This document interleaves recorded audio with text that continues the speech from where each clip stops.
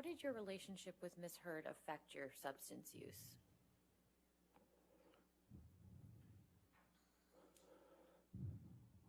Well, for example, when we were on the road, you know, when you're traveling from, if you're on a press tour, or if you're making a film and you're staying in hotels or this or that,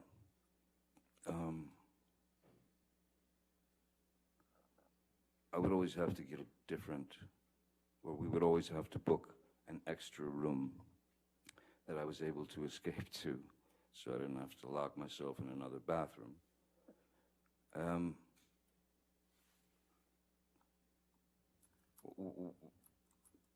It breaks you down. The constant haranguing breaks you down. And, you know, there's a part of you that says, listen, if I'm going to be accused of this,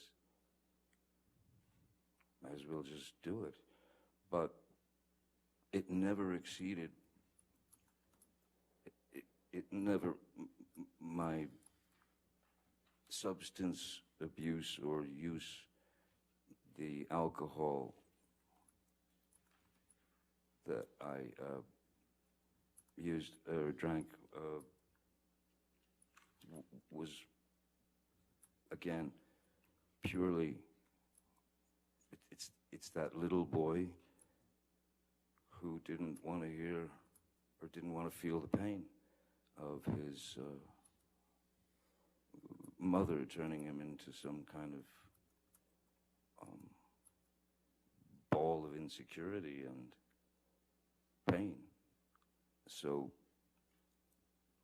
yes, I was more inspired by Miss Heard to reach out for a numbing agent because of the constant clashes, because of I mean, maybe a few days here and there, but there wasn't a day that you'd wake up and you'd expect something was going to hit the fan, and it, pretty much like clockwork, it did. So yes, I had to have something to distance me and distance my heart from those verbal attacks. I had to have something to be able to maintain me, and I'm afraid for a while, because of placation, because I didn't want to rock the boat, as it were. Again, you pick your battles. So placation seemed the best route if I was unable to escape her clutches. How, if at all, did Ms. Heard try to support you in abstaining from the drugs and alcohol as she requested? Well, I mean, verbally, and she had been quite clear verbally and pretty bullish and brutish about wanting me to, telling me that I needed to stop drinking. But drinking was basically drinking wine with her, and I suppose maybe from youth, I don't know, but I've always had a pretty high tolerance for alcohol. I had a pretty good tolerance for alcohol, substances, and things of that nature. But there was no. I had no. I've worked with therapists drug counselors who have actually said the words to me, because I wanted to know. I wanted to know, am I an alcoholic? Am I an alcoholic? Or is this just the same thing that I did as a kid when I took my mom's nerve pill? Do I have a drinking problem? And it essentially came down to this. Do you have a drinking problem, Johnny? Objection. Calls for hearsay. What the doctors told him. I'm not sure he's saying what the doctors told him. I think that's what's about to be testified to. Oh, if you can make that clear, I guess. Let me ask you a different question, Mr. Depp. Yes. Let's let him object to another one. How often would Miss Heard drink in your presence while you were in a relationship? Always. Well, yeah. Miss Heard drank, she took a shine to a very nice Spanish wine called Vega Sicilia. She and all her friends did.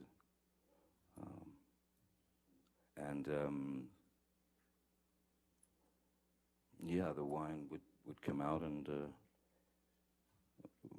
Miss Heard could very easily drink 2 bottles of wine per night. Well, not a problem. What I found strange was when I did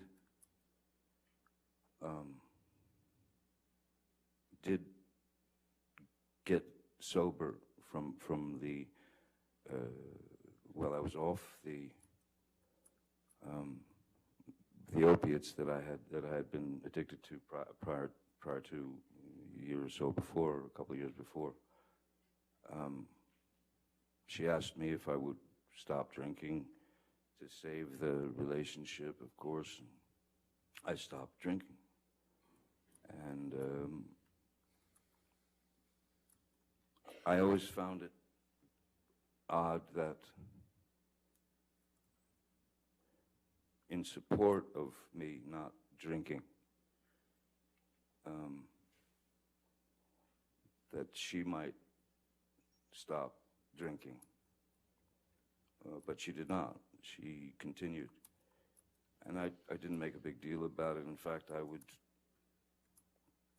open her wine, I would pour her a glass, and that went on for many, many months, you know, in my sobriety. Like I said, I think I was sober for around 18 months. Then there was a time when I was asked to, and I'd been off of alcohol, I'd been off of drugs, everything, except for the medication that I'm prescribed.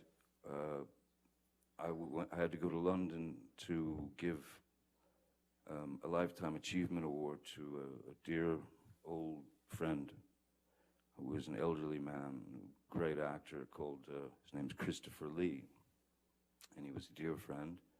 And I was surprised, he was being surprised by my showing up on stage.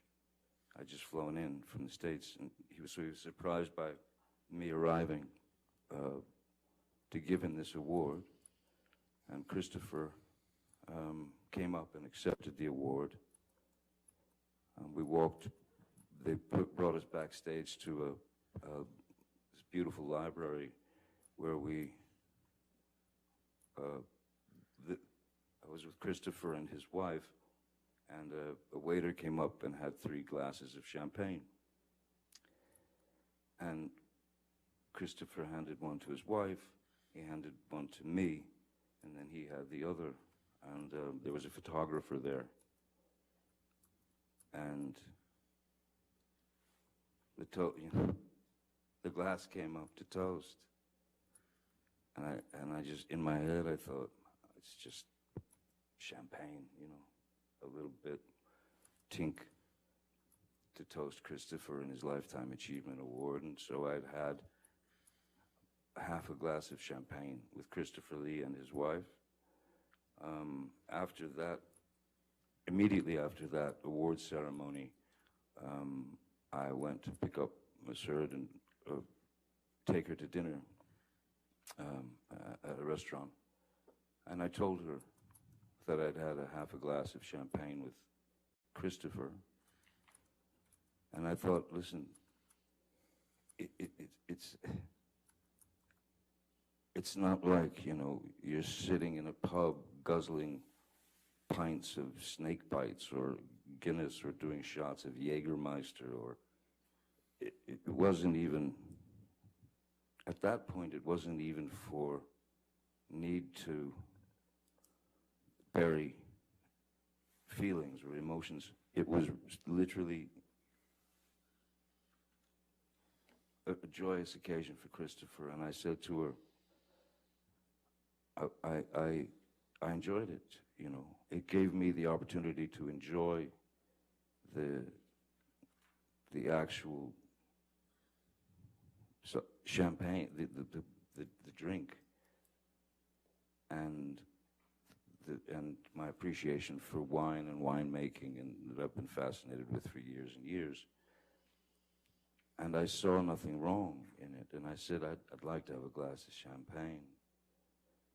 As she was sitting there with a glass of wine, and we were in the restaurant, and she absolutely lost it and got up and stormed to the ladies' room. And I told my security and driver, I said, I think we have to go. I think we're gonna have to leave. So we left the restaurant and went home. And the mere suggestion of me sipping a glass of champagne or having one glass or two glasses of wine, she went apoplectic. It was, I was weak. I was a complete mess. I was an alcoholic.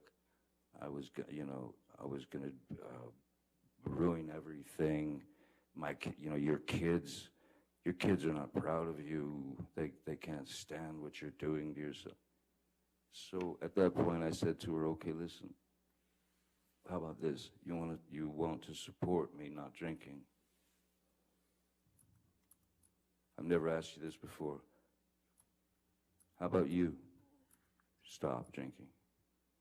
How about you get sobriety and share this sobriety with me to support me and help me through this? What did she say to that? No. No. She said no. She said she didn't have a problem. But I've never had a physical addiction to alcohol. I don't. How often have you seen Ms. Heard use other illicit drugs in your presence? Several times. And what drugs were those?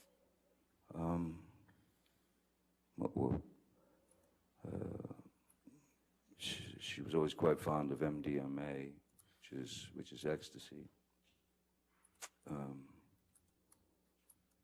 and mushrooms, and she had some medications that she was on already that were, well, one in particular was quite a high velocity, speed, if you will,